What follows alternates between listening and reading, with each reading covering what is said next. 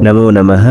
आज हम एक ऐसे मंत्र पर विचार करने जा रहे हैं जिसे आर्य समाज में प्रमुखता से प्रयोग किया जाता है, लेकिन जब हम उनके अर्थ और संदर्भ गहराई से दृष्टि डालते हैं तो उनमें एक अंतर्विरोध उभर के आता है। आइए जानते हैं। संहिताओं में तीसरा भाग सामवेद है। सामवेद के 938वें मंत्र का अर्थ करते समय आर्य समाजी विद्वान लिखते हैं, आचार्य शिष्यों को ब्राह्मण क्षत्रिय वैश्य अर्थात द्वितीय जन्म की घोषणा करते हैं। भावार्थ में लिखते हैं, माता पिता से एक जन्म मिलता है, दूसरा जन्म आचार्य से प्राप्त होता है और गुण कर्म अनुसार बताता है यह ब्राह्मण है, यह क्षत्रिय है, यह वैश्य है, और ब्राह्मण भी क्षत्रिय बन सकता है, क्षत्रिय भी वैश्य बन सकता है, और क्षत्रिय भी ब्राह्मण बन सकता है, और शूद्र भी ब्राह्मण या क्षत्रिय बन सकता है। यह पूर्णतः मंत्र का अनर्थ है, मिथ्या भाषण है तथा संशय फैलाने का कार्य किया गया है। यह मंत्र का अनर्थ किस प्रकार है? तो यह मंत्र पहले 583 में भी आया है। वेदों में बहुत से मंत्रों की पुनरावृत्ति हुई है, अर्थात एक मंत्र 2 या 3 बार अलग अलग जगहों पर आए हैं। तो सामवेद में 583 मंत्र की पुनरावृत्ति 938वें मंत्र में हुई है।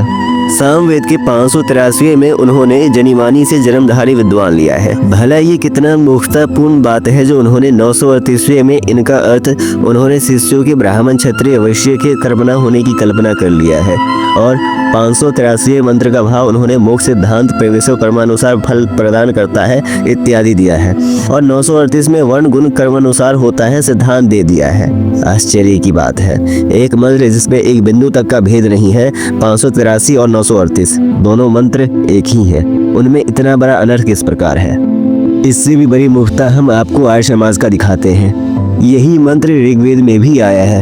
ऋग्वेद के 9वें मंडल के 108वें सूक्त के 3रे मंत्र में आया है, जहाँ ऋग्वेद के भाष्य का अर्थ करते हैं, पवित्र करने वाले परमात्मा पवित्र जन्मों को लक्ष्य रखकर अमृत भाव का घोषणा करते हैं, भाव देते हैं। परमात्मा विद्वान तथा सत्कर्मी जीवों को कल्याण देते हैं तथा सबका पालन पोषण इत्यादि करते हैं। सोचिए, यह आर्य समाजी एक मंत्र का 3 अलग अलग अर्थ करते हैं। वेद को ईश्वरीय ज्ञान मानते हैं, वेद को सत्य ज्ञान का पुस्तक मानते हैं, कहते हैं इसमें कोई मिलावट नहीं, फिर मंत्रों का इतना अनर्थ क्यों? चलिए उनके अनर्थों को यही विराम देते हैं और परंपरा के अर्थों की ओर चलते हैं। हम आचार्य शायन से पूर्व भगवदाचार्य द्वारा प्रणीत सामवेद संहिता को देखते हैं। उन्होंने 938वें मंत्र का वहां भाष्य नहीं किया, अपितु उन्होंने कहा पूर्वार्चिक में 583वें में मंत्र पर देखें, क्योंकि दोनों मंत्र एक ही हैं, इसलिए उन्होंने पुनरावृत्ति न करते हुए उन्होंने कहा कि इस मंत्र का भाष्य मैं यहाँ ना करके पूर्व में ही कर चुका हूँ, आप वहां जाके अपना दृष्टांत देखें। 583 में उन्होंने अर्थ किया, तुम अत्यंत प्रकाशवान हो और महाभक्तों को भक्ति से ही मोक्ष का संदेश देने वाले हो।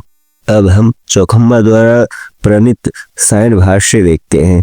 उन्होंने अर्थ किया है, देव संबंधी जन्मों की ओर को ध्यान रखकर अमरता को तो प्राप्त हो। जब एक ही मंत्र बिना किसी भेद के जब 3 अलग अलग अर्थों में प्रस्तुत किया जाता है तो यह सवाल उठता है, क्या यह अर्थ वेदों के नियम के अनुकूल है या फिर किसी व्यक्ति विशेष के पक्ष में बताए गए अर्थ हैं?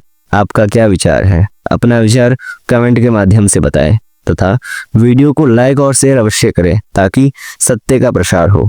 धन्यवाद।